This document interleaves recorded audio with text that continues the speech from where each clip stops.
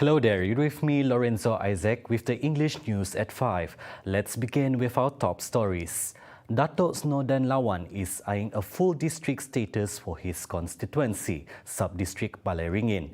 He said the government will consider and review a holistic plan to develop Balai Ringin and subsequently will change the development landscape of the area. Balai Ringin Assemblyman said the expanding population and rapid pace of development in the area will need a better administration service in different zones, which he tagged as Zone A, Serian, Zone B, Simunjan, and Zone C, Sri Aman. Di situ kita akan lihat dan sebagainya lah. Sebab itu penting sekali kita mendengar daripada cadangan daripada kota-kota masyarakat, KMKK lah, kota masyarakat, tuan-tuan rumah, temenggung, pemancar dan juga daripada agensi-agensi kerajaan. He said this when officiating at the closing ceremony of Balai Ringin Sub-District Planning and Development Laboratory Program at Sarawak Administrative Centre in Serian on Thursday, April 21st. In the two-day program, the State Deputy Minister of Tourism, Creative Industry and Performing Arts said various aspects were also discussed, including infrastructure, economy, agriculture, telecommunications, and so on for the benefit of the locals. Also present was the State Deputy Secretary, Dato' Ik Pahon Joik, who shared his view on the role of each member of the government agency in ensuring that development can be implemented smoothly. Police have identified the victim and the suspects involved in a bullying incident at a school in SIBU. A video posted on social media went viral as it allegedly showed a student being bullied by other school children. SIBU District Police Chief Assistant Commissioner Zulkifli Suhaili said the investigation found that the 32-second video posted on Facebook was uploaded by the account owner, Boss Jeff. The investigation is carried out under Section 506 and 509 of the Penal Code. Meanwhile, Zulkifli reminded the public not to speculate on the video circulated on social media. The sixth state game of the Special Olympics Sarawak is officially back after the 2 years hiatus due to the COVID-19 pandemic. It's dedicated to empowering Sarawakians with intellectual disabilities physically, mentally and socially. The games will take place from the 1st to 3rd of July at Stadium Osman Hashim in Sibu. Additionally, the Premier of Sarawak will be officiating the games. Ini tuan rumahnya di SIBU dan ianya akan diadakan di Stadium Azman Hashim yang akan jadi Stadium Azman Hashim itu akan dirasmikan oleh Yang Amat Berhormat Premier Sarawak dan semasa perasmian itu Yang Amat Berhormat Premier kita juga nanti insyaAllah akan merasmikan sukan iaitu the 6th Special Olympic State Games. Children, students and adults from the Pusat Pemilihan Dalam Community PPDK, Program Pendidikan Khas Integrasi PPKI, and NGO Special Needs Sarawak are open to participate where year-round training is offered. The athletes will be representing their respective divisions throughout Sarawak. Dan atlet-atlet yang terlibat adalah atlet-atlet yang intellectually disabled. So these are the athletes who are in Special Olympics. Bowling, badminton, bocce, swimming, table tennis, track and field, and soccer will be contested in this year's games. The games began in 1998 and enters its 6th edition in 2022. After 2 years of the pandemic, the Special Olympics Sarawak is back, happening from 1st to 3rd July in Sibu. It is dedicated to empower individuals with intellectual disabilities. I'm Moika Shimizu with videographer Fikri Razak for TVS.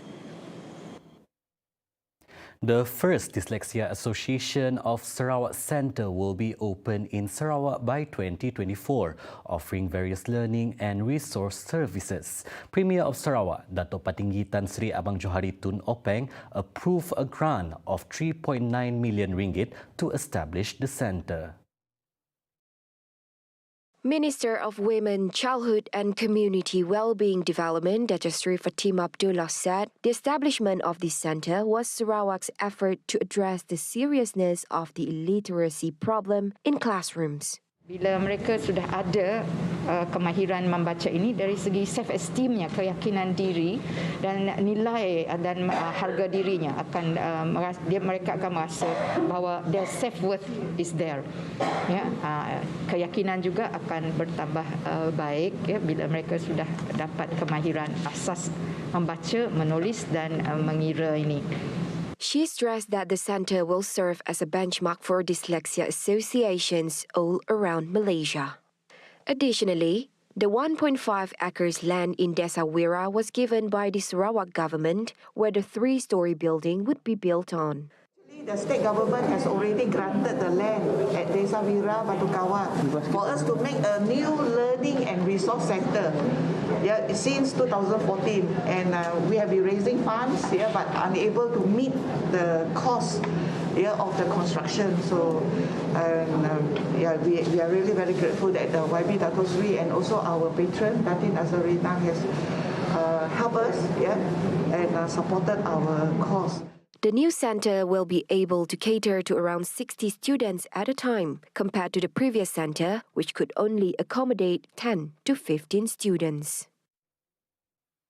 All stateless and undocumented children will be able to pursue their education. The move, initiated by Women, Childhood and Community Wellbeing Development Ministry, aims to simplify the registration process for children without citizenship into government schools. According to Fatima, parents are only required to present relevant documents. Asalkan nombor 1, bapa itu adalah warga negara. Kemudian ada bukti permohonan untuk kewarganegaraan. Itu perkara kedua. And then jadi kanak-kanak itu boleh masuk ke sekolah. Fatima said children without citizenship can still register for government schools or government-assisted schools, despite provisions in the Education Act 1996 or Act 550, which require that every pupil must be a citizen. She added that for those who are having complications regarding the matter, can go to the nearest district education office for clarification.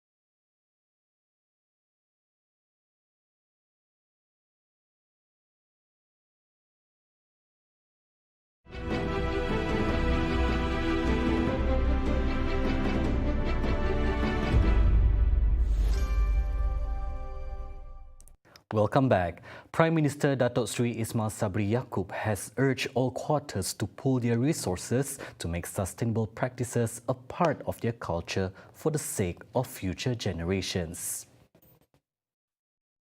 He said, good practices like avoiding single-use plastics and saving on energy resources should be viewed as a way of life. He said in a post on his Facebook page in conjunction with the International Earth Day celebration today, theme Invest in Our Planet.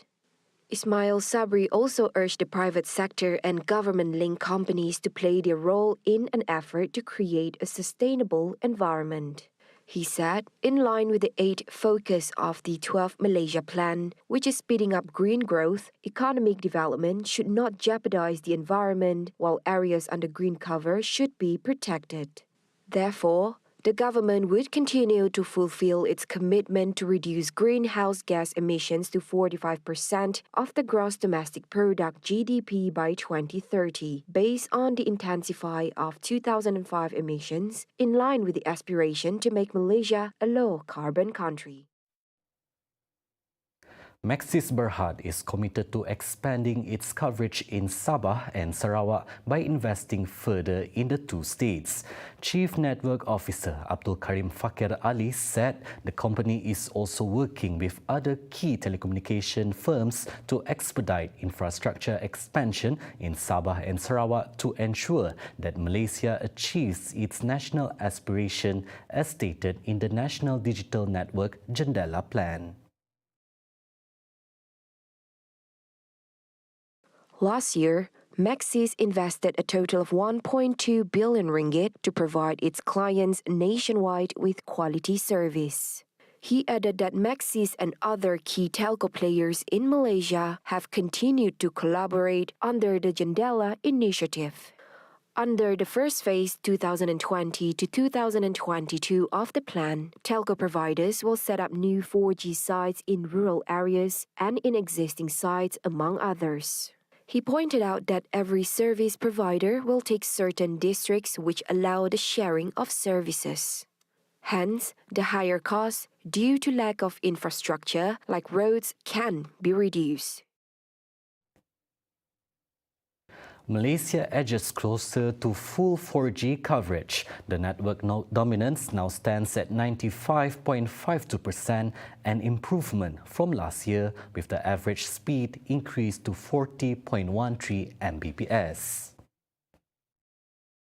On the progress of the 3G network sunset, MCMC Chairman Dato' Dr. Fadullah Suhaimi Abdul Malik said 99.3% or 252,199 3G network carriers had been shut down, with 1.82 million customers or 86.6% had been migrated from the network. Fadullah noted that MCMC recorded a total of 23,803 network complaints since January 1, 2022, dominated mostly by cellular services over 4G service quality issues, particularly in high-density areas such as Kuala Lumpur, Petaling, and Johor Bahru. Commenting on the 5G deployment progress carried out by the Digital National Berhad DNB, Fadullah said, as of end 2021, a total of 500 5G locations have been completed. Putin claimed victory in the battle for Mariupol after nearly 2 months of siege that has led to the most intense battles of the war and its worst humanitarian catastrophe. Under heavy bombardment, citizens who did not flee have suffered without electricity, heating, or water. Russian President Vladimir Putin has to decide the fate of the 100,000 civilians still trapped in Mariupol. Но нужно понимать, что и сейчас вот те жизни, которые еще там остаются, они находятся в руках только одного человека – Владимира Путина. Putin said on Thursday, April 21st, that Russian troops had liberated Mariupol, which would make it the biggest city to fall into Russian hands since the start of what Moscow calls a special military operation. Meanwhile, Mayor of Mariupol Vadim Bochenko said Russia did not have plans to liberate the city, but rather to destroy it. However, while Russian troops now control most of the city, a contingent of Ukrainian fighters are holding out in the underground bunkers, alongside hundreds of civilians in desperate conditions. Putin had told the defenders to lay down their weapons and surrender or die. Нужно выпустить сегодня мирное население и обменять военных, которые там ждут этого обмена. Но очень важно отметить, что военные не готовы сдаваться в плен. Они готовы выйти только с оружием в руках и дальше продолжить защищать нашу родину, нашу страну Украину. Bochenko said he still hopes something could be done to help those trapped in the city, despite the failure of a ceasefire agreement this week. And that concludes TVS News at 5. I'm Lorenzo Isaac. Have a good evening.